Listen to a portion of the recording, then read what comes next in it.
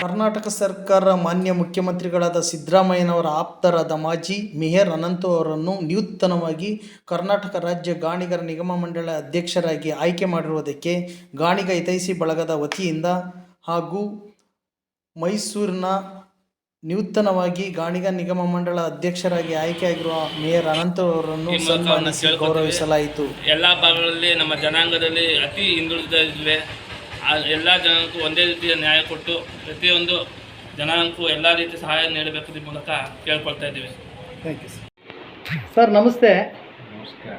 ನಮ್ಮ ಕರ್ನಾಟಕ ರಾಜ್ಯದ ಗಾಣಿಗರ ನಿಗಮ ಮಂಡಳಿ ಅಧ್ಯಕ್ಷರಾಗಿ ಆಯ್ಕೆಯಾಗಿದ್ದೀರಾ. ಹಾಗೆ ನಿಮ್ಮ ಆತ್ಮೀಯ ಸ್ನೇಹಿತರು ಮತ್ತು ಸಂಘ ಸಂಸ್ಥೆಗಳ ಸದಸ್ಯರುಗಳು ಬಂದು ನಿಮಗೆ ಈಗ ಸನ್ಮಾನ ಮಾಡಿದ್ದಾರೆ.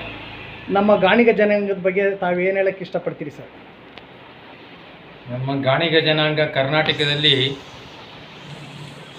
ಸಾಮಾಜಿಕವಾಗಿ ಆರ್ಥಿಕವಾಗಿ ಭಾಳ ಹಿಂದುಳಿದಿದೆ. ಇದರ ಅಭಿವೃದ್ಧಿ ಮಾಡಬೇಕು. ಇದನ್ನು ಒಂದು ಗಾಣಿಗರ ಒಂದು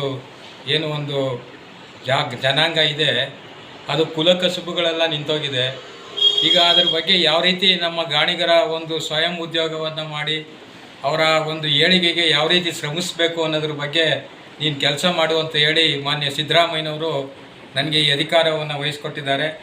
ಈ ಕೆಲಸವನ್ನು ಕರ್ನಾಟಕಾದ್ಯಂತ ನಾನು ಪ್ರವಾಸ ಮಾಡಿ ನಮ್ಮ ಗಾಣಿಗರ ಏನು ಒಂದು ಅಭಿವೃದ್ಧಿಗೆ ಏನು ಕಾರ್ಯಕ್ರಮವನ್ನು ರೂಪಿಸ್ಕೋಬೇಕು ಅನ್ನೋ ಒಂದು ವಿಚಾರವನ್ನು ನಮ್ಮ ಎಲ್ಲ ಜನಾಂಗದ ಮುಖಂಡರುಗಳ ಜೊತೆ ಸೇರಿ ಅವರ ಒಂದು ಅಭಿಪ್ರಾಯದ ಮುಖಾಂತರ ನಮ್ಮ ಜನಾಂಗದ ಏಳಿಗೆಗೆ ಹೆಚ್ಚಿನ ರೀತಿಯಲ್ಲಿ ಶ್ರಮಿಸ್ತೇನೆ ಅಂತ ಹೇಳಿ ಈ ಸಂದರ್ಭದಲ್ಲಿ ಹೇಳ್ತಾ ಇದ್ದೇನೆ. ಈ ಒಂದು ಅವಕಾಶವನ್ನು ಕಲ್ಪಿಸಿಕೊಟ್ಟ ಮಾನ್ಯ ಸಿದ್ದರಾಮಯ್ಯನವರಿಗೆ ಪ್ರಥಮವಾಗಿ ಅಭಿನಂದನೆಗಳನ್ನ ಸಲ್ಲಿಸ್ತಾ ಇದ್ದೇನೆ. Thank you sir. ಗಾಣಿಗ ನಿಗಮದ ಪ್ರಥಮ ಅಧ್ಯಕ್ಷರಾಗಿ ಆಯ್ಕೆಯಾಗಿರುವಂತಹ ನಮ್ಮ ಅನಂತಣ್ಣವರಿಗೆ ಮೊದಲನೇದಾಗಿ ಅಭಿನಂದನೆಯನ್ನು ಗಾಣಿಗ ಹಿತೈಷಿ ಬಳಗದಿಂದ ಹೇಳ್ತಾ ಇದ್ದೀವಿ.